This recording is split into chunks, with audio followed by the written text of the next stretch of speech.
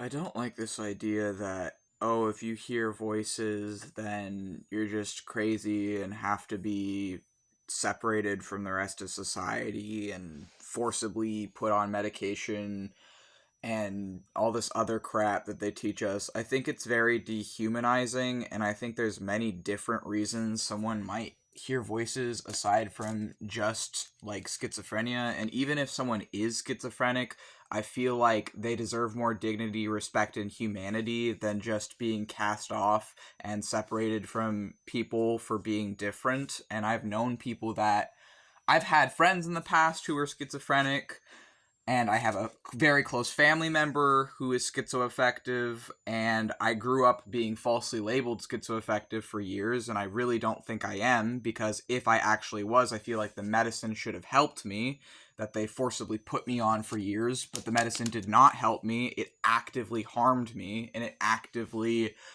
further went into my dissociation and other issues that I was suffering from in my youth.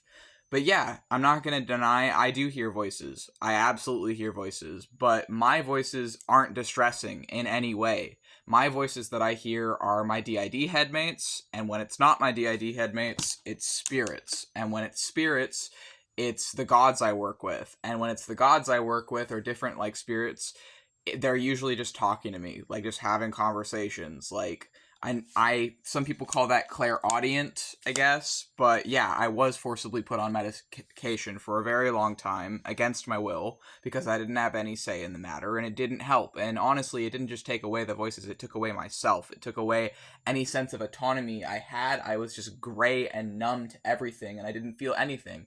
Sure, it made it so I couldn't hear my DID headmates and I couldn't hear spirits anymore, but it also made it so I couldn't feel anything.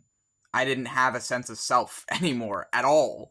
It was not worth it. And it's like, I hate this idea that medication is just like for everyone, because the reality is it doesn't actually work for everyone, and it's not helpful for everyone. And if you're someone who's okay with hearing voices and has found a different way of dealing with that, people just judge you as crazy. And it's like, well, I'm just going to live as a fucking wizard and do what I want to do because none of you were able to help me. And when I listened to any of you people, when I listened to you, it didn't work. When I listened to the doctors, when I listened to all these freaking people, when I listened to everyone else telling me how to live my life, I wasn't happy. But practicing witchcraft and doing other things to take care of myself, I'm happy, and it works for me. And yeah, it doesn't work for everyone, but if it works for me, why would I leave it? Why would I stop doing it? And it's like, I'm a freaking sorcerer and demonologer.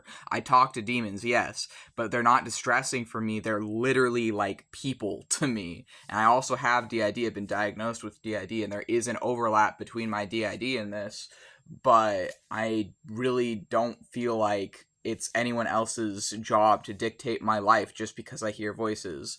And yes, I do hear my gods as voices. I do hear spirits as voices. There is an overlap between my witchcraft and my dissociative identity disorder, because my DID headmates also view ourselves as spirits too. And I know that alone is controversial to people because that overlaps with possession. But the thing is like, I'm possessing myself, and I always have been this way since early childhood. So I don't know.